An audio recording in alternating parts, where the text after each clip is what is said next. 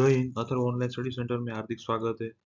आज के वीडियो में हम गुजरात बीओई एग्जाम में जो पेपर 1 में एमसीक्यू पूछे गए, जिसका 1 मार्क का पूछा जाता है, तो उसके बारे में हम आज ये सॉल्यूशन आपके सामने लाए हैं। तो आइए चलिए, सबसे पहले जो गुजरात बीओई एग्जाम में पूछा गया है एमसीक्यू क्वेश्चन, जो 1 मार्क का है। अब उसमें ऐसा पूछा है कि अगर आप 16 केजी मीथेन को कंप्लीट कंबस्चन होगा तो कितना केजी CO2 जनरेट होगा। नेक्स्ट क्वेश्चन है कि हाइड्रोजन आप डोजिंग करते हो तो उसके फीड वाटर की पीएच में क्या प्रभाव पड़ता है। तो हर क्वेश्चन के 4 ऑप्शन दिए गए हैं। 4 ऑप्शन में से एक ऑप्शन सही है, तो वो आपको चुनना है, और आप अगर सही आंसर चुनते हो तो आपको 1 मार्क का फायदा होता है। और थर्ड क्वेश्चन जो आपके डिस्प्ले में शो कर रहा है वो है कि बगास जो फ्यूल है उसको जलाने के लिए स्टोइचियोमेट्रिक एयर कितनी चाहिए। तो ये सब तीनों क्वेश्चन के आंसर देखते हैं नेक्स्ट स्लाइड में। जो फर्स्ट क्वेश्चन था कि 16 केजी मीथेन जब जलता है कंप्लीटली तब CO2 जनरेट होता है 44। तो ये सॉल्यूशन आपको समझना है कि मीथेन का केमिकल इक्वेशन C2CH4 है। तो आपको उसको सोल्व करोगे, कार्बन का मोलेकुलर मास देखना है O2 का, और उसको आप डिवाइड करोगे तो पता चलेगा 44 CO2 जनरेट होगा। नेक्स्ट जो pH of feed water in which hydrogen dosing is practiced increases after hydrogen dosing, यानी कि हाइड्रोजन डोजिंग करने के बाद फीड वाटर पीएच बढ़ता है। थर्ड क्वेश्चन जो पूछा गया था बगास का स्टोइचियोमेट्रिक एयर, सही आंसर 3.2। नेक्स्ट ये जो 3 क्वेश्चन है जो बीओई एग्जाम में पूछे गए, देखते हैं। अभी यहाँ पे एंथैल्पी ऑफ स्टीम दिया है कितने टेम्परेचर पे, 170 डिग्री सेल्सियस पे, और ड्राइनेस फ्रैक्शन यहाँ पे वेटनेस फ्रैक्शन दिया है 0.25। तो option A have enthalpy greater than steam at 170 degree with dryness fraction of 0.5। Option B have enthalpy lower than the enthalpy of saturated water at 170। Option C have enthalpy lower than steam at 170 with wetness fraction 0.35, और D option इसमें से कोई नहीं। तो इसका answer next slide में देखेंगे।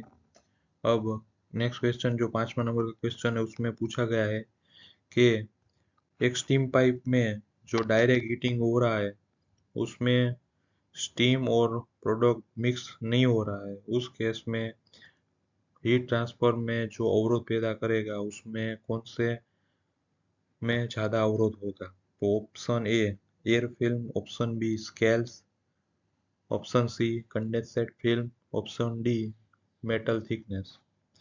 Next question है कि जो मैकेनिकल डीएरेशन जो डिएटर में होता है वो कौन से लॉ पे, साइंटिफिक लॉ पे काम करता है। Option A Dalton law of partial pressure, option B Henry law, option C Charles law, option D both A and B. चलो ये तीनों क्वेश्चन के सही आंसर देखते हैं। सही ये जो क्वेश्चन है फोर्थ, उसका आंसर है option A have enthalpy greater than steam at 170 degree with dryness fraction of 0.5। ये सही आंसर है, ऑप्शन है। नेक्स्ट क्वेश्चन जो 5th नंबर, उसमें मैक्सिमम हीट ट्रांसफर होने में अवरोध करेगा वो किसके माध्यम में होगा ज्यादा। ऑप्शन ए एयर फिल्म में। नेक्स्ट क्वेश्चन जो मैकेनिकल डिएरेशन जो डिएटर में होता है उसमें कौन सा प्रिंसिपल, तो option D, both A and B, ये सही आंसर है। नेक्स्ट क्वेश्चन जो एग्जाम में पूछा गया है कि यहाँ पे 4 वाल टाइप दिया है, उसमें से कौन सा सुटेबल फॉर इमरजेंसी शटडाउन वाल की तरह काम करेगा। नेक्स्ट क्वेश्चन जो पूछा गया है, बॉयलर रेटिंग को आप किस भाषा में डिस्क्राइब कर पाओगे। Option A kilo calorie per hour, rate of heat generation in furnace, option B kg of steam generated at specific pressure and temperature, option C megawatt of turbine capacity, option D all of the above. Next question जो है, अब ये boiler drum और other cylindrical component का internal diameter 600 mm से ज़्यादा हो तो उसका हाइड्रोलिक टेस्ट करते हो तो वो कितना प्रेशर होना चाहिए। तो option A 1.25 times the maximum permissible working pressure, option B 1.5 times is the maximum permissible working pressure, option C 1.25 times the maximum design pressure, और ऑप्शन डी इसमें से सब गलत। तो इसका तीनों सवाल जो है उसका सही आंसर क्या है, नेक्स्ट स्लाइड में देखते हैं। जो फर्स्ट पूछा था कि इमरजेंसी शटडाउन वाल्व में ऑप्शन ए आएगा, butterfly valve. Emergency shutdown valve में उस तरह काम करने में आसान रहेगा। 8वां क्वेश्चन था जो बॉयलर रेटिंग को आप डिस्क्राइब कैसे करोगे, तो वो आंसर उसका डी आएगा, all of the above. 9th question था जो उसमें इंटरनल हाइड्रोलिक टेस्ट करना है आपको या एक्सटर्नल हाइड्रोलिक टेस्ट करना है, तो उसका जो साइज है 600 mm से ज़्यादा दिया है अगर बॉयलर ड्रम का, तो उसमें आपको ऑप्शन बी लेना है 1.5 times the maximum permissible working pressure, यानी maximum permissible working pressure equal to design pressure. Next question जो दिया है सेफ्टी वाल रिलेटेड है। सेफ्टी सीट डायामीटर 32 mm से कम नहीं है तब उसका जो रीसेट वैल्यू कितना होना चाहिए। Option A at least 50% below but not more than 10% below safety valve set pressure, option B at least 2.5% below but not more than 5% below safety valve set pressure, option C at least 2.5% below but not more than 10% below safety valve set pressure, option D at least 1.5% below but not more than 5% below safety valve set pressure। यानी इसमें 4 option दिया है। Safety valve having seat diameter not less than 32 mm should reset at which pressure। Next question जो पूछा है वो to calculate boiler efficiency by indirect method, इसमें से कौन सा पैरामीटर आपको रिक्वायर्ड नहीं है। Option A steam flow rate, option B stack gas temperature, option C ambient temperature, option D energy content of fuel. Simple है, चलो आइए ये तीनों क्वेश्चन के आंसर देखते हैं। तो सेफ्टी वाल्व में आंसर बी सही आंसर है। एटलीस्ट 2.5% से बिलो रीसेट प्रेशर होना चाहिए बट 5% से ज़्यादा नहीं होना चाहिए सेफ्टी वाल्व सेट प्रेशर, यानी सही आंसर ऑप्शन बी 2.5% के बीच में रहना चाहिए। Which is not required to calculate boiler efficiency by the indirect method, तो ये जो इनडायरेक्ट मेथड का जो कैलकुलेशन रहता है उसमें स्टीम फ्लो रेट का रिक्वायरमेंट नहीं है, तो सही आंसर ऑप्शन है।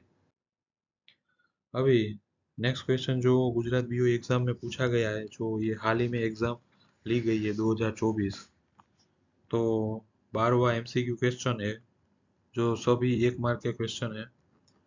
अगर आपका सही आंसर अब एग्जाम में पाया जाता है तो आपको 1 मार्क मिलता है। Sulfur retention of fluid dyes bed combustion boiler is depend on option A temperature of bed, B pressure of bed, C porosity of sorption material employed, D all of above। Next question है कि इसमें से कौन सा statement गलत है। A option A mechanical draft reduce the height of chimney, option B natural draft reduce the fuel consumption, option C balance draft is a combination of induce draft and force draft, option D all of the above. Next question super critical boiler is किसको boiler कौन सा super critical boiler है। Option A fire tube boiler, option B natural circulation boiler, option C both A and B statement, option D once through boiler. आइए इसका सही answer देखते हैं। Sulphur retention of fluidized bed combustion boiler यानी CFBC आ सकता है, वो किस पे डिपेंड है। ऑप्शन सही आंसर है option D all of the above. Which of the following statement is wrong, तो आंसर है B natural draft reduce the fuel consumption, यानी कि कोई ड्राफ्ट से आपका फ्यूल कंजप्शन कम नहीं होता है और super critical boiler is once through boiler, ये इसका डेफिनेशन है। नेक्स्ट क्वेश्चन है इसमें से कौन से कोल में कार्बन कंटेंट ज्यादा होता है। Option A lignite, option B peat, option C bituminous, option D anthracite. अभी next question steam turbine are govern by the following method, steam turbine काम करता है कौन सी मेथड में वो पूछा गया है। सही आंसर देखते हैं नेक्स्ट स्लाइड में।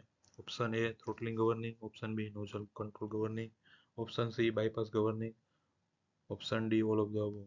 यानी ये गवर्निंग टाइप दिया गया है, तो इसमें स्टीम टरबाइन कौन सी गवर्निंग सिस्टम पे काम करता है। नेक्स्ट मटेरियल रिलेटेड पूछा है कि इकोनोमाइजर जो सब क्रिटिकल बॉयलर में यूज होता है उसका मटेरियल क्या होता है। Option A S A 210 grade B, S A 213 T11 T23, option C S A 213 T91, D इसमें से कोई भी नहीं। नेक्स्ट क्वेश्चन है what is the knocks dryness fraction bracket x for saturated water when water just start boiling। Option A x equal to 0 यानी कि dryness fraction 0, option B x equal to 1, option C x equal to 0.9, option D x equal to 0.5। अब सबसे ज़्यादा एंथ्रेसाइड में carbon content ज़्यादा रहता है, उसका जीसीवी भी ज़्यादा रहता है। अब स्टीम टरबाइन जो मेथड पे काम करता है यानी आंसर डी वो सारी गवर्निंग मेथड पे काम करता है। ये तो चारों आंसर सही है यानी option D all of the above. अब यहाँ पे जो इकोनोमाइजर मैन्युफैक्चरिंग किया जाता है मैन्युफैक्चरर से, उसमें सब क्रिटिकल बॉयलर में जो इकोनोमाइजर यूज होता है उसका tube material S A 210 grade B. सही आंसर ऑप्शन ए। जो ड्राइनेस फ्रैक्शन पूछा गया है सेचुरेटेड वाटर का व्हेन जब वो स्टार्टिंग द बॉइलिंग यानी कि वो वाटर में से स्टीम कन्वर्जन होने का स्टार्ट होता है, उस केस में आंसर ए ड्राइनेस फ्रैक्शन 0 होगा। नेक्स्ट क्वेश्चन पूछा गया है कि temperature at which a pure liquid transform into vapour at constant pressure उसको क्या कहते हैं। ये डेफिनेशन पूछा है। Option A vaporize temperature, option B saturation temperature, option C normal temperature, option D इसमें से कोई भी नहीं। Short term overheating usually exhibit यानी next question short term overheating ये टाइप ऑफ ट्यूब फेल्योर है। Option A thin lip longitudinal rupture, option B thick lips longitudinal rupture, option C traverse cracks, option D severe pitting. ये चारों answer सही है लेकिन इसका जो टर्म है वो अलग अलग रहता है। अब जो पूछा गया है कि कौन से टेम्परेचर में प्योर लिक्विड ट्रांसफर होगा वेपर यानी गैस में, लिक्विड से गैस में कन्वर्ट होता है लिक्विड से गैस में, तो वो टेम्परेचर सेचुरेशन टेम्परेचर कहते हैं। अब नेक्स्ट जो है शॉर्ट टर्म ओवरहीटिंग याद रखिएगा, ये टाइप ऑफ ट्यूब फेलियर है, इसका अलग से हमने वीडियो बनाया है, वो आप जरूर देखिएगा। तो ऑप्शन ए जो सही आंसर है thin lip longitudinal rapture. Next question पूछा गया है कि 1 kg कोल आपके पास है तो उसमें मॉइस्चर 10 ग्राम है, वीएम 9.5 ग्राम है, एस 11.6 ग्राम है, तो उसमें आपको फाइंड करना है कि परसेंटेज ऑफ कार्बन कितना होगा। Option A 68.9, option B 62.1, option C 60.1। देखो आप ये आपका जो कैलकुलेशन नहीं पता है तो भी आप आंसर रफली आपको आइडिया आएगा कि इसमें से कौन सा आंसर सही होता है। तो ये 80% वाला तो गलत ही है। अब 62, 63 या ऑप्शन ए हो सकता है। तो देखते हैं इसका आगे solution. Following unit is not use to measure turbidity of water. अब टर्बिडिटी ऑफ वाटर का कौन सा यूनिट यहाँ पे एक गलत है। Option A NTU, option B ATU, option C JTU, option D FTU. अब जो कोरोजन रेजिस्टेंस ऑफ स्टील बढ़ाना है तो आपको क्या ऐड करना है। तो option A chromium and nickel, option B vanadium and aluminium, option C sulphur phosphorus and lead, option D chromium molybdenum vanadium and tungsten. इतने सारे आप एलिमेंट बढ़ाएंगे तो आपके स्टील की कोरोजन रेजिस्टेंस पावर बढ़ेगा। तो फर्स्ट जो क्वेश्चन पूछा गया 1 kg कोल में ये सब आप कंटेंट को काउंट करोगे तो उसमें से आपको परसेंटेज ऑफ कार्बन मिलेगा 68.9%। नेक्स्ट क्वेश्चन जो है टर्बिडिटी ऑफ वाटर का यूनिट, ऑप्शन बी आंसर आएगा जो एटीयू, वो गलत आंसर है। टर्बिडिटी ऑफ वाटर का यूनिट नहीं है। अब कोरोजन रेजिस्टेंस ऑफ स्टील बढ़ाना है तो आपको क्रोमियम और निकल, जो सही आंसर ए ऑप्शन है, निकल और क्रोमियम बढ़ाने से आपके स्टील का कोरोजन रेजिस्टेंस पावर बढ़ता है। अब एक कोल फायर बॉयलर है उसका फ्लेम लेंथ किससे इफेक्ट करेगा, इन्फ्लुएंस होगा। तो option A moisture, option B volatile matter VM, C fix carbon, option D S in fuel. Next question है जो आप वोट बैंकिंग बॉक्सअप बॉयलर को करोगे तो वो कौन सा कंडीशन है। Option A re pressurise condition, option B slow firing condition, option C high air flow condition, option D pressurise condition.